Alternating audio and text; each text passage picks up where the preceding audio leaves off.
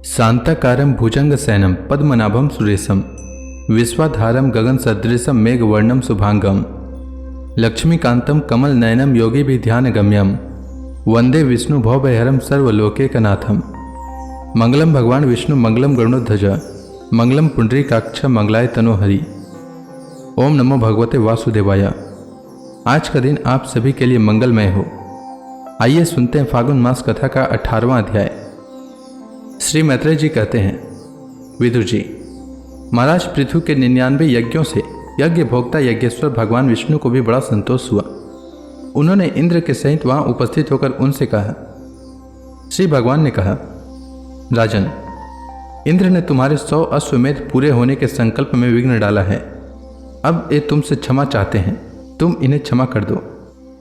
नरदेव, जो श्रेष्ठ मानव साधु और सद्बुद्धि संपन्न होते हैं वे दूसरे जीवों से द्रोह नहीं करते, क्योंकि यह शरीर ही आत्मा नहीं है। यदि तुम जैसे लोग भी मेरी माया से मोहित हो जाए तो समझना चाहिए कि बहुत दिनों तक की हुई ज्ञानी जनों की सेवा से केवल श्रम ही हाथ लगा। ज्ञानवान पुरुष इस शरीर को अविद्या, वासना और कर्मों के ही पुतला समझकर इसमें आसक्त नहीं होता। इस प्रकार जो इस शरीर में ही आसक्त नहीं है वह विवेकी पुरुष इससे उत्पन्न हुए घर, पुत्र और धन आदि में भी किस प्रकार ममता रख सकता है।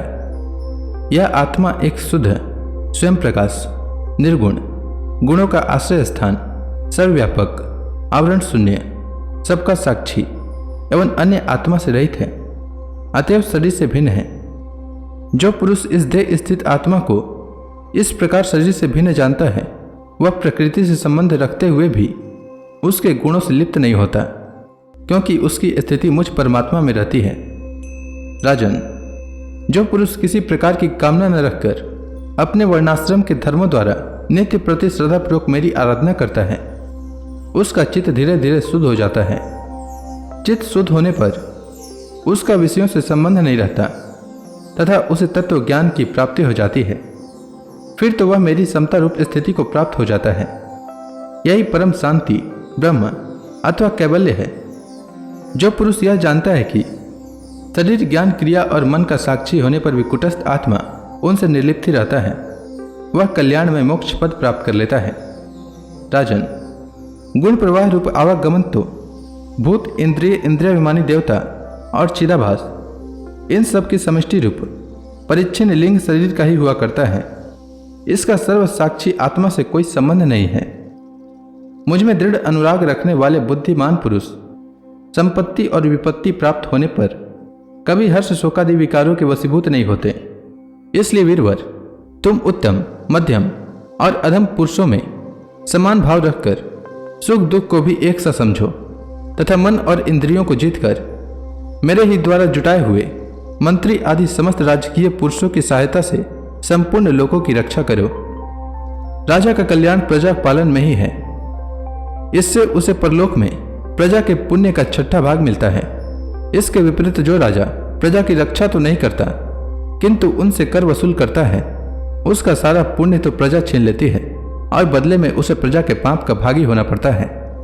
ऐसा विचार कर यदि तुम श्रेष्ठ ब्राह्मणों की सम्मति और पूर्व परंपरा से प्राप्त हुए धर्मों को ही मुख्यतः अपना लो और कहीं भी आसक्त न होकर इस पृथ्वी का न्यायपूर्वक पालन करते रहो तो सब लोग तुमसे प्रेम करेंगे और कुछ ही दिनों में तुम्हें घर बैठे ही सनकादि सिद्धों के दर्शन होंगे। राजन, तुम्हारे गुणों ने और स्वभाव ने मुझको वश में कर लिया है, अतः तुम्हें जो इच्छा हो मुझसे वर मांग लो।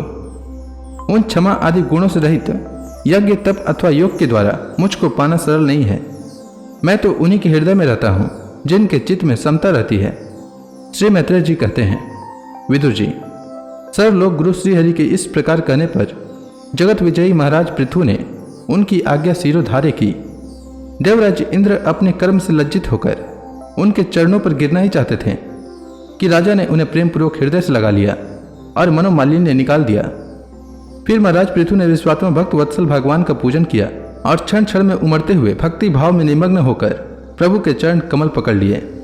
श्रीहरि वहां से जाना चाहते थे किंतु पृथु के प्रति जो उनका वात्सल्य भाव था उसने उन्हें रोक लिया। वे अपने कमल दल के समान नेत्रों से उनकी ओर देखते ही रह गए, वहां से जा न सके। आदिराज महाराज पृथु भी नेत्रों में जल भर आने के कारण न तो भगवान का दर्शन ही कर सकें और न तो कंठ गदगद हो जाने से कुछ बोल ही सकें। उन्हें हृदय से आलिंगन कर पकड़े रहें और हाथ जोड़े त्यों के त्यों खड़े रह गए। प्रभु अपने चरण कमलों से पृथ्वी को स्पर्श किए खड़े थे। उनका कराग्र भाग गरुड़ जी के ऊंचे कंधे पर रखा हुआ था। महाराज पृथु नेत्रों के आंसू पोंछकर अतृप्त दृष्टि से उनकी ओर देखते हुए इस प्रकार कहने लगे।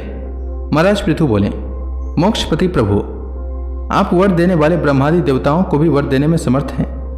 कोई भी बुद्धिमान पुरुष आपसे देहाभिमानियों के भोगने योग्य विषयों को कैसे मांग सकता है?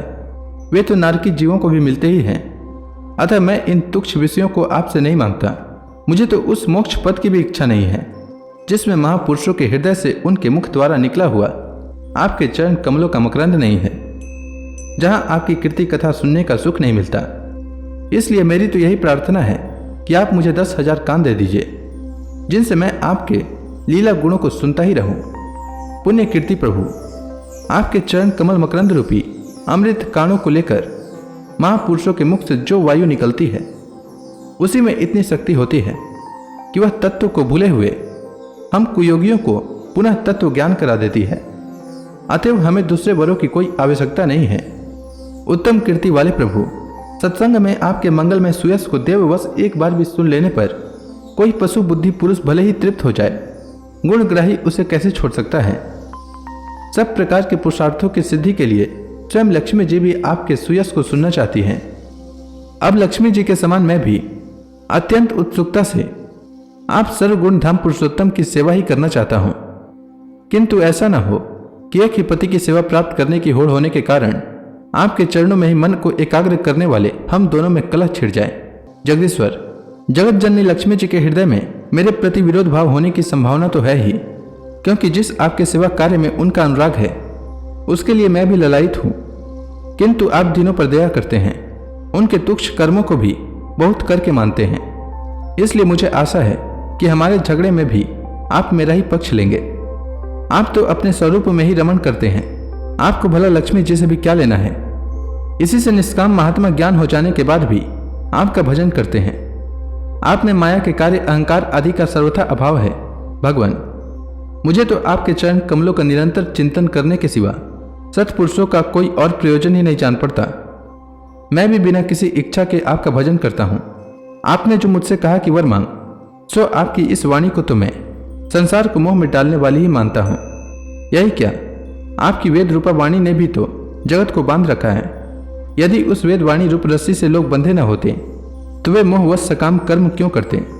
प्रभु, आपकी माया से ही मनुष्य अपने वास्तविक स्वरूप आपसे विमुख होकर अज्ञानवश अन्य स्त्री पुत्रादि की इच्छा करता है। फिर भी जिस प्रकार पिता पुत्र की प्रार्थना की अपेक्षा न रखकर अपने आप ही पुत्र का कल्याण करता है, उसी प्रकार आप भी हमारी इच्छा की अपेक्षा न करके हमारे हित के लिए स्वयं ही प्रयत्न करें। श्री मैत्रेय जी कहते हैं, आदिराज पृथु के इस प्रकार स्तुति करने पर सर्व साक्षी श्रीहरि ने उनसे कहा, राजन, तुम्हारी मुझ में भक्ति हो। बड़े सौभाग्य की बात है कि तुम्हारा चित्त इस प्रकार मुझ में लगा हुआ है। ऐसा होने पर तो पुरुष सहज ही मेरी उस माया को पार कर लेता है जिसको छोड़ना या जिसके बंधन से छूटना अत्यंत कठिन है। अब तुम सावधानी से मेरी आज्ञा का पालन करते रहो। प्रजापालक नरेश, जो पुरुष मेरी आज्ञा का पालन करता है उसका सर्वत्र मंगल होता है।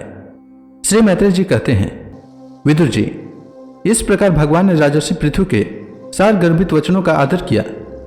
फिर पृथु ने उनकी पूजा की और प्रभु उन पर सब प्रकार कृपा कर वहां से चलने को तैयार हुए।